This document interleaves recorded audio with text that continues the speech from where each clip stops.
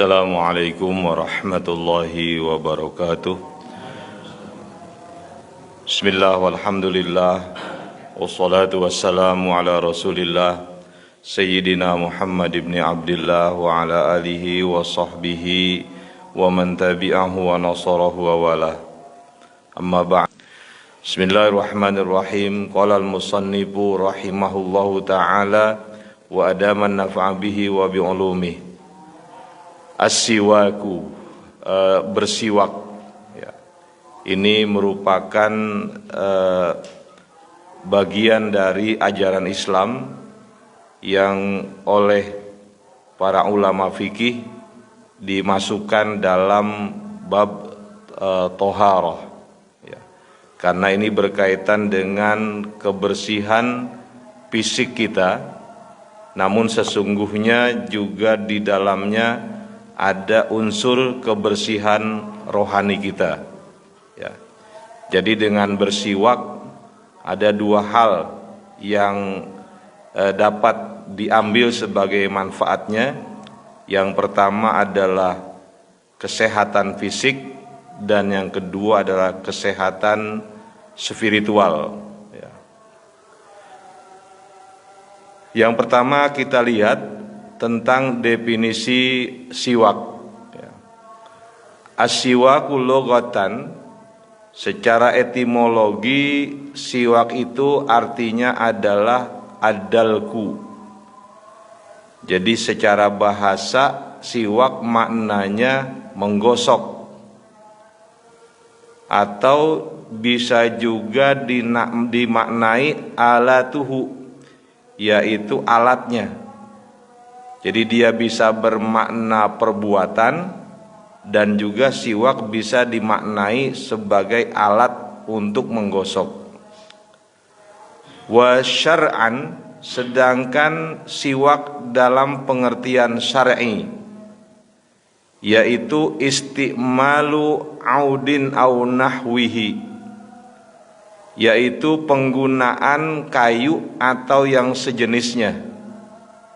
Ka'asnanin wa sabunin fil asnani wa mahaulaha, seperti asnan itu jenis tumbuhan kayu, wa sabun dan sabun ya, fil asnani wa mahaulaha, di mana kayu tersebut digunakan pada geligi, wa mahaulaha dan wilayah sekitar geligi.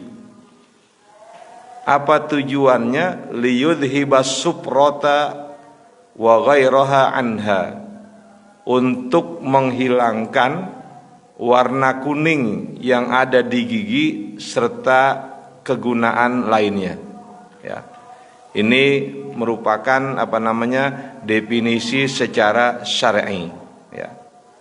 Jadi menggunakan jenis kayu kemudian menggunakan zat yang lain, yang hal tersebut ya penggunaannya digosokkan pada gigi dan wilayah sekitar geligi dalam rangka untuk menghilangkan warna kuning pada gigi dan yang lain-lainnya di sekitar gigi tersebut. Nah, ini agama kita begitu rincinya mengatur pada masalah kebersihan, karena memang agama ini dijiwai oleh satu hadis Rasul ya, an-nazafatu minal iman, kebersihan adalah bagian dari keimanan. Dengan demikian seorang muslim ya yang tidak menjaga kebersihan dirinya berarti bermasalah dengan keimanannya. Nah, di antara upaya untuk mendapatkan kebersihan yaitu Rasul ya mengajarkan, mensunnahkan apa yang namanya disebut dengan bersiwak. Kemudian yang kedua, hukmuhu, hukum bersiwak. As-siwaku min sunanil fitrati, siwak itu merupakan salah satu dari sunnah-sunnah fitrah, sunnah-sunnah yang memang sejak dulu itu sudah ada ya. Nanti ada diantaranya bagaimana terkait dengan maaf seperti bulu ketiak, ya, kemudian menggunting kuku dan sebagainya, itu merupakan sunnah fitrah. Ya. Kenapa disebut sunnah fitrah? Li'annahu sababut tathhiril fami wa mujibul ridallahi ala fa'ilihi. Karena sesungguhnya bersiwak itu merupakan hal yang menyebabkan mulut menjadi bersih dan akan mendapatkan ridho dari Allah Subhanahu wa taala kepada orang yang melakukannya.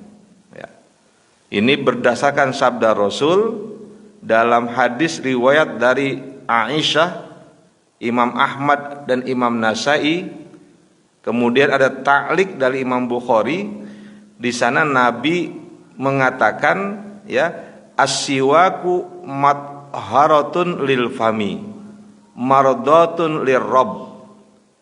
Bersiwak merupakan alat untuk mensucikan mulut, atau kemudian mardatun lirrabb, mendapatkan ridho dari Allah Subhanahu wa taala. Inilah yang tadi saya katakan, dengan bersiwak sebetulnya kita mendapatkan dua hal, ya.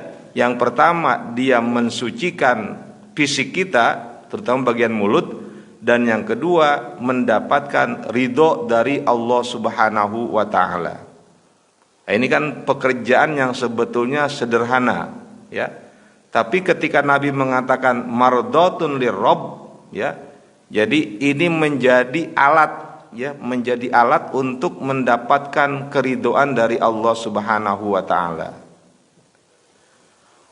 Wa huwa yadullu ala mutlaqi syar'iyyatihi duna takhsisin biwaqtin muayyanin. Bersiwak menunjukkan pada satu kemutlakan syariat tanpa ada kekhususan waktu yang ditentukan. Jadi secara umum, ya, bersiwak itu bisa dilakukan kapan saja, ya. Tidak berkaitan dengan waktu, walaupun nanti dalam beberapa pendapat para ulama, ya, berdasarkan hadis-hadis Rasul, ada memang waktu-waktu yang disunnahkan secara kuat, ya, sunnah muakkadah dalam bersiwak, ya. Nah, ini berdasarkan sabda Rasul. Beliau dalam sabdanya ini sebetulnya kalau kita pahami menyiratkan bahwa begitu pentingnya bersiwak bagi umat Islam, ya. Di mana Rasul mengatakan, ini hadis yang sudah sangat kita kenal, laula an asyukko ala ummati la amartuhum bisiwaki inda kulli sholatin, ya. Jadi seandainya tidak akan menyulitkan umatku, pasti aku akan memerintahkan mereka bersiwak ketika akan mendirikan sholat, ya. Di sini kalau kita perhatikan, Nabi menggunakan lam taukid, ya, la amartahum. Ini memperkuat, ya. Jadi bukannya amartuhum, tapi Nabi mengatakan la amartuhum, pasti, ya. Pasti aku akan perintahkan umatku tersebut untuk melakukan siwak ketika akan mendirikan sholat, ya. Makanya pada sebagian umat Islam itu ada yang betul-betul mereka menaati hal ini. Jadi ketika mereka sholat itu pasti ada siwak, ya, yang mereka siapkan, karena memang ini adalah sunnah muakkadah. Kalau sunnah muakkadah berarti Rasul tidak pernah meninggalkan perbuatan ini, ya. Berbeda dengan sunnah ghairu muakkadah. Kalau sunnah ghairu muakkadah, kadang Rasul mengerjakan, kadang Rasul meninggalkan. Tapi terkait dengan siwak ini, ya, Rasul tidak pernah meninggalkan bersiwak. Bahkan ada dalam satu ungkapan sahabat, beliau mengatakan, hampir-hampir aku tidak bisa menghitung berapa kali Rasul bersiwak dalam satu hari. Nah, ini kan menandakan bahwa begitu seringnya Rasul melakukan siwak dalam kesehariannya. Kemudian dalam hadis riwayat Imam Ahmad, ya, beliau mengatakan bahwa ada sedikit perbedaan kalimat dalam hadis tersebut, di mana kalau hadis pertama tadi katakan adalah inda kulli sholatin, tapi dalam hadis riwayat Imam Ahmad ibnu Hambal beliau mengatakan, ya, ma'a kulli wudu'in, ya, pada setiap akan berwudu. Itu. Jadi pada setiap berwudu, ya, itu Nabi memerintahkan untuk bersiwak. Nah, ini diperkuat oleh hadis dari Imam Bukhari dalam ta'liqnya, ya, bahwa memang hadis yang mengatakan ma'akuli wudu'in, ya, itu bagian yang memang hadis yang kuat, ya.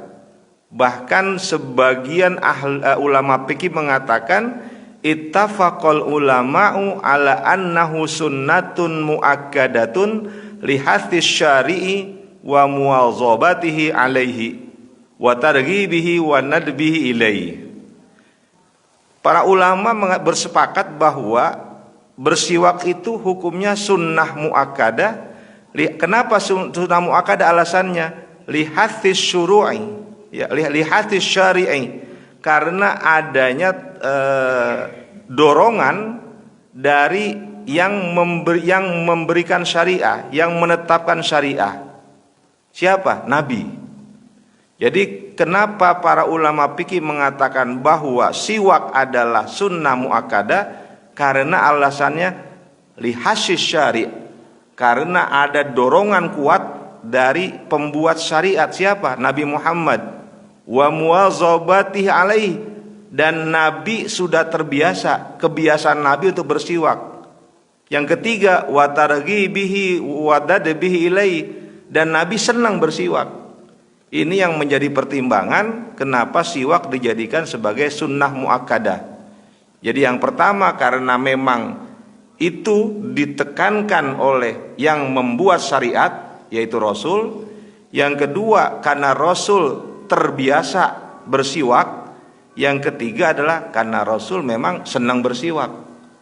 Nah, dari tiga alasan inilah para ulama fikih menetapkan bahwa bersiwak itu adalah sunnah muakkadah, ya. Cuma karena enggak biasa, ya, kita saja kalau sholat sunnah qobliyah yang muakkadah, kita usaha jangan tinggalkan gitu. Seperti mana? Ba'diyah maghrib, gitu kan? Kita usaha jangan tinggal. Kemudian ba'diyah isya, kita usaha enggak tinggal, gitu. Atau sholat sunnah fajar, kita berusaha enggak tinggal. Kenapa? Sunnah muakkadah. Tapi kenapa ketika terkait dengan bersiwak yang merupakan sunnah muakkadah, ini respon kita, ya, tidak seperti di saat kita melaksanakan sunnah muakkadah sholat, ya. Lagi-lagi karena masalahnya ketidakbiasaan, gitu ya, ketidakbiasaan. Gitu.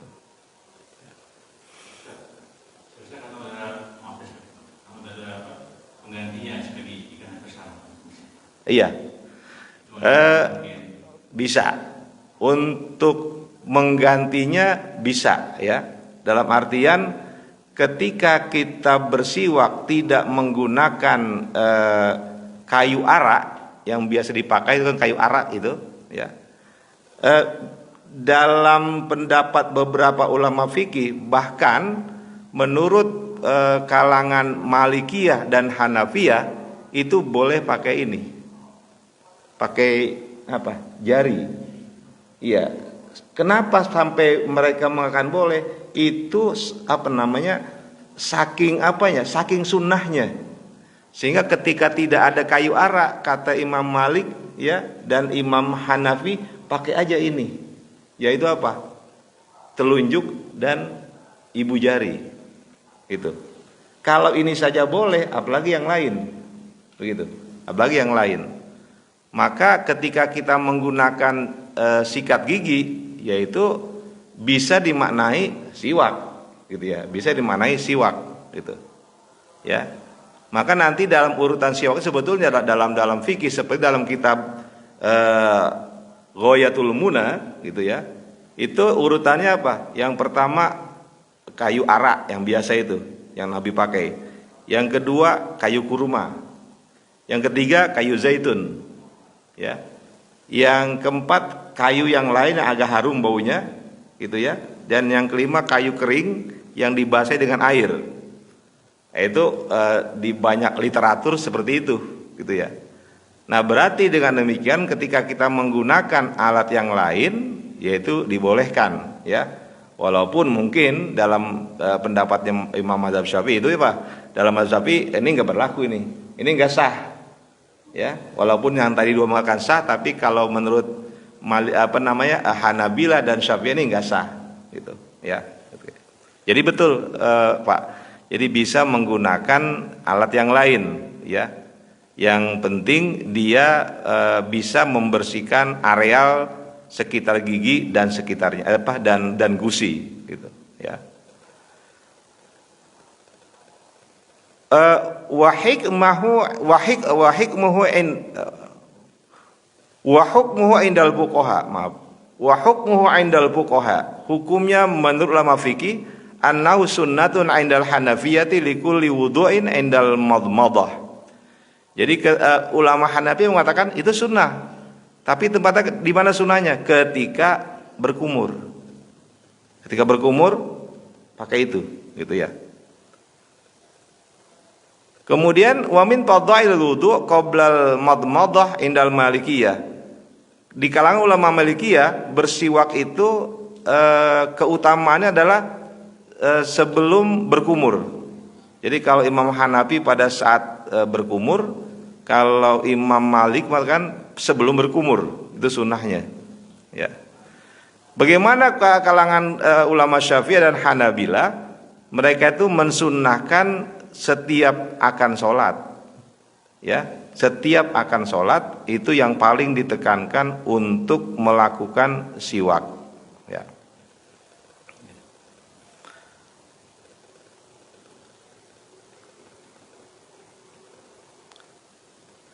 Kemudian bersiwak ya menurut kalangan Syafi'iyah dan Hanabila ya ini pun sangat disunnahkan selain ketika akan berwudu dan memulai sholat juga disunnahkan ketika litaghayyuril fami awil asnan ya ketika mulut atau gigi itu mengalami perubahan aromanya binaumin dengan sebab bangun tidur ya au aklin atau dengan sebab makan au ju'in atau karena lapar karena kosong perutnya biasa itu akan menimbulkan bau di mulut au sukutin tawilin atau lama terdiam ya enggak bicara jadi mulut itu diam lama ya tidak bicara au kalamin katsirin atau ketika setelah banyak bicara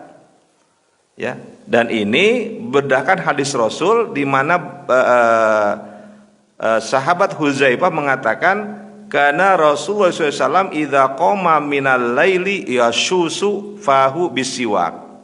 Rasul itu kalau bangun tidur pada malam hari dia menggosokkan mulutnya dengan siwak. Ya. Jadi ini mengisyaratkan bahwa ketika orang bangun tidur umumnya bau mulutnya itu berbeda. Nah kemudian para ulama mengkiaskan kalau Rasul bangun tidur bersiwak untuk menghilangkan bau mulut gitu kan ya. Walaupun kita yakin Rasul itu keringat aja nggak bau gitu ya. Tapi ini kan sebagai ta'abudiyah memberikan contoh kepada umatnya. Maka para ulama fikih berkesimpulan mengkias bahwa ketika bau mulut berubah ya maka disunnahkan untuk bersiwak ya itu.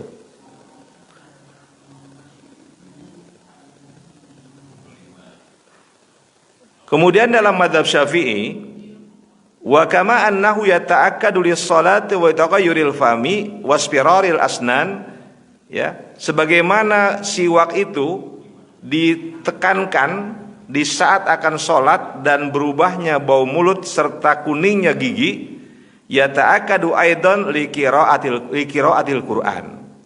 Dalam mazhab Syafi'i itu bahwa untuk baca Quran itu pun disunnahkan dengan sunnah taukid, ya, dengan sunnah muakkadah untuk bersiwak terlebih dulu. Ya, jadi sebelum baca Al-Quran itu siwak. Ya. Kalau kita amati itu di ulama-ulama Timur Tengah itu mereka terbiasa tuh sebelum baca Quran siwak dulu, baru baca. Karena memang itu sunnah. Ya. Aw haditsin syar'iyyin, atau mengkaji hadis. Ya, ketika mengkaji hadis itu pun disunahkan untuk bersiwak sebelumnya. Wali ilmin syar'iyyin, mengkaji ilmu-ilmu syariat. Ya, tauhid, kemudian fikih, ya. Itu disunahkan sebelumnya untuk bersiwak. Walidzikrillahi ta'ala, dan di saat akan berzikir kepada Allah Ta'ala, ya, berzikir itu sunnah bersiwak. Walinaumin wa yaqazatin, ketika akan tidur dan ketika bangun. Walidukhuli manzilih, dan ketika masuk rumah. Wa indal ihtidar, dan ketika akan mengalami sakratul maut, ya, akan mengalami sakratul maut, itu disunnahkan untuk bersiwak, ya, itu. Nah, ini memang ada dalam beberapa kitab orang yang rajin, ya, bersiwak. Ini ada hadisnya memang, ya, ada hadisnya. Orang yang rajin bersiwak, maka di saat saktul maut dia lebih mudah, ya, untuk tercabutnya nyawa, gitu. Ya, maka di sini wa indal ihtidar, ya, di saat kematian akan datang. Gitu.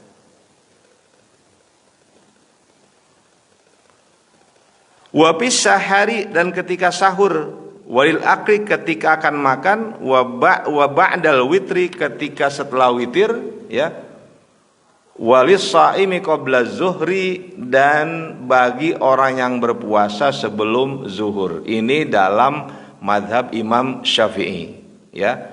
Jadi begitu banyak hal-hal yang disunnahkan, ya, bersiwak sebelum melakukan berbagai hal seperti yang tadi saya sampaikan, ya.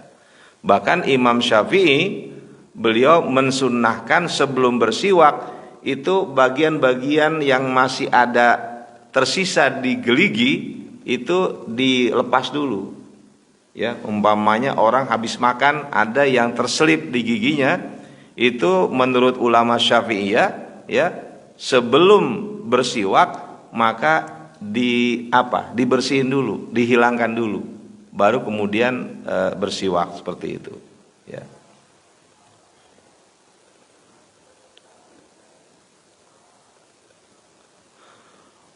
Wa yukrahu 'inda Syafi'iyyati wal Hanabilati as-siwaku lis-shaimi ba'da zawali, ay min waqti sholati zuhri ila an taghruba syamsu, li khabari sahihain. Kalangan ulama Syafi'iyah dan ulama Hanabila, mereka itu memakruhkan bersiwak, ya, bagi orang yang berpuasa setelah tergelincirnya matahari, maksudnya di saat sholat zuhur sudah masuk waktunya, itu makruh. Sampai kapan? Ila antagruba syamsu, sampai matahari terbenam. Karena berdasarkan hadis Imam Bukhari dan Imam Muslim, berarti kalau sudah zuhur bersiwak nggak boleh lagi, makruh, walaupun nggak batal, gitu ya. Sama juga gosok gigi di saat puasa setelah zuhur, itu hukumnya makruh. Kenapa hukumnya makruh? Berdasarkan hadis yang sangat kita kenal, bahwa bau mulutnya orang yang berpuasa itu lebih harum daripada bau misik di sisi Allah Subhanahu wa taala. Ya, dan biasanya perubahan bau mulut tadi dimulai sejak zuhur. Maka para ulama Syafi'iyah dan Hanabila berdasarkan hadis tersebut, mereka memakruhkan orang bersiwak gosok gigi setelah waktu zuhur masuk, ya. Ulama yang lain memang tidak, ya. Ulama yang lain tidak memakruhkannya. Silakan saja mau sampai maghrib itu masih boleh, ya. Tapi karena berdasarkan hadis sahih ini, ya, maka ya lebih tepatnya memang kita mengikuti apa yang dikatakan oleh ulama-ulama Syafi'iyah dan Hanabilah, ya. Ini untuk libaqai, ya, untuk menjaga keberlangsungan bau mulutnya. Jangan sampai hilang tuh bau mulut ketika kita sedang berpuasa, ya, gitu. Kemudian yang berikutnya, apa yang kita bisa ambil, ya, dari siwak yang kita lakukan. Dzakarul ulama min fawaidis siwaki. Beberapa ulama membahas tentang kegunaan siwak, manfaat siwak. Di antaranya apa yang disampaikan oleh Al-Hafiz Ibnu Hajar Al-Asqalani. Beliau mengatakan lebih dari 30, ya, itu, atau 29, lebih dari 29 manfaat dari bersiwak. Di antaranya beliau mengatakan yuthirul fama atau yutahhirul fama. Siwak itu bisa mensucikan mulut.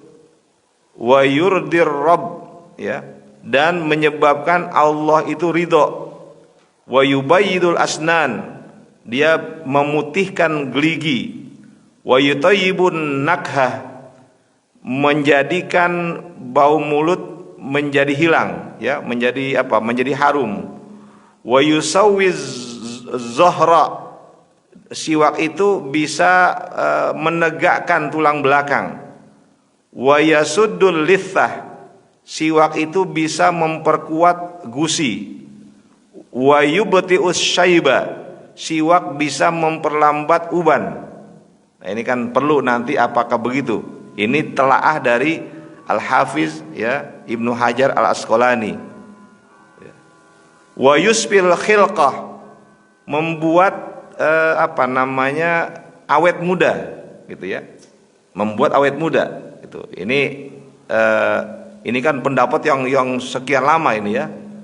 Kemudian wa yudzakil fitnah, ya, mempertajam kecerdasan. Wa yudha'iful ajra, melipat gandakan pahala.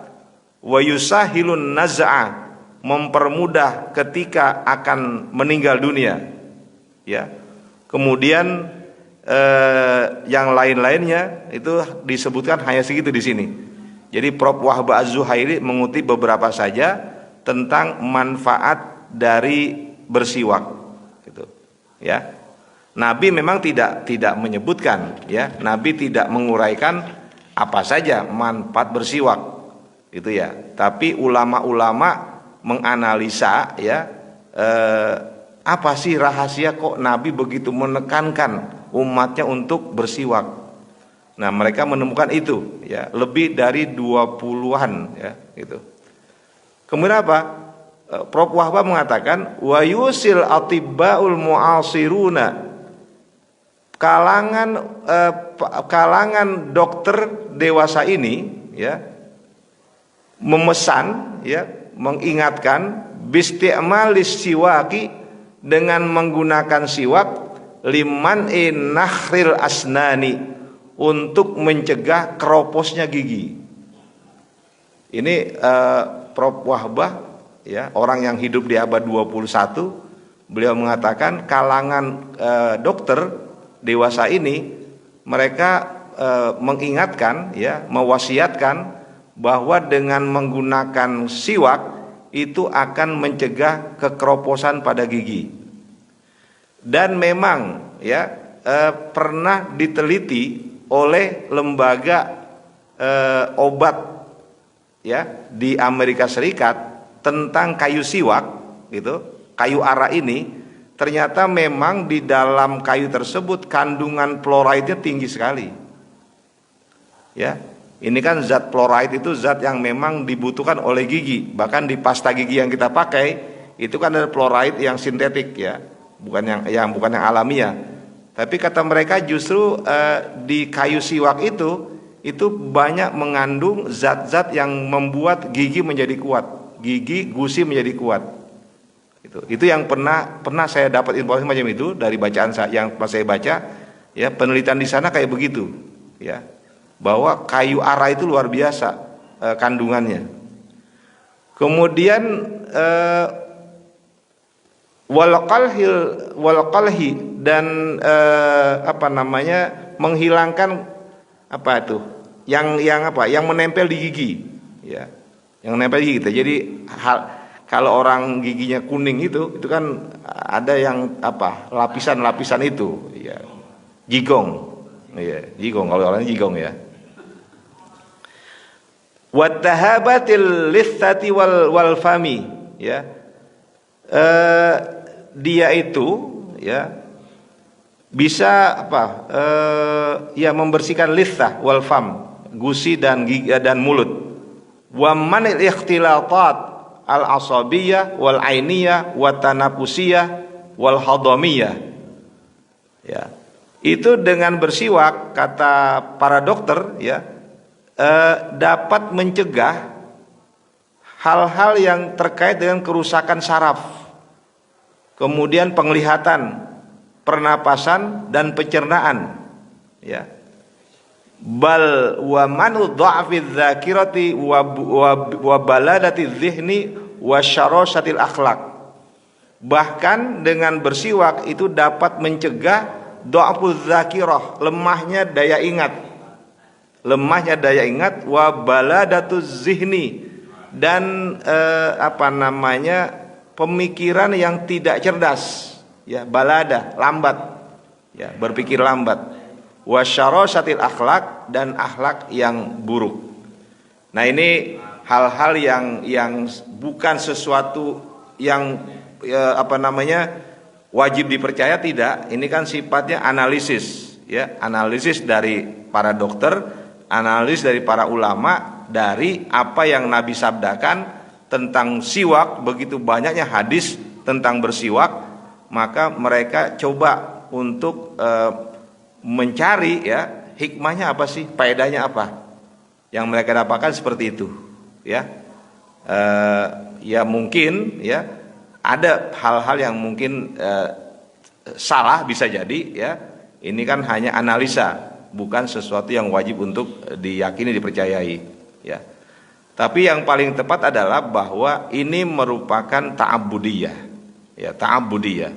Jadi kita bersiwak semata-mata karena ittiba li sunnati rasulih, jadi mengikuti sunnah rasul, itu kan ya, mengikuti sunnah rasul, ya saya kira ini hal yang ya tampak memang sederhana masalah ini yang kita bahas pada malam hari. Mudah-mudahan manfaat dan kita ya berusaha untuk menjaga kebersihan mulut, ya sebab kita sama-sama tahu sekarang ini ada informasi bahwa kerusakan di bagian gigi itu akan berefek pada banyak hal, termasuk penyakit jantung, gitu kan. Dengan gigi yang tidak sehat itu akan berefek pada terjadinya gangguan pada jantung. Itu kan umum sudah diketahui. Sehingga bagaimana kita bisa menjaga kesehatan gigi kita sehingga dalam mencerna, ya dalam mencerna itu menjadi sempurna. Karena kan Rasul juga mengajarkan cara mencerna makanan itu di gigi sampai halus baru ditelan. Bagaimana itu bisa halus kalau gigi kita rusak karena tidak terawat, ya. Ya, saya pikir ini jadi prinsip hal yang juga penting, ya. Dari gigilah akan muncul kesehatan kita, ya. Dan dari gigilah yang tidak sehat akan muncul banyak penyakit dalam tubuh kita, ya. Saya kira ini ya, mungkin ada yang bisa menambahkan, ya disilakan. Ya, silakan. Assalamualaikum. Saya pernah melihat di YouTube, saya memakai habis kalau memakai kayak sih ada tata caranya. Terus saya juga pernah ngobrol sama teman-teman jamaah tabligh, ada cara-cara yang pakai. Iya, jamaah tabligh pasti. Mereka meyakini itu ada tata cara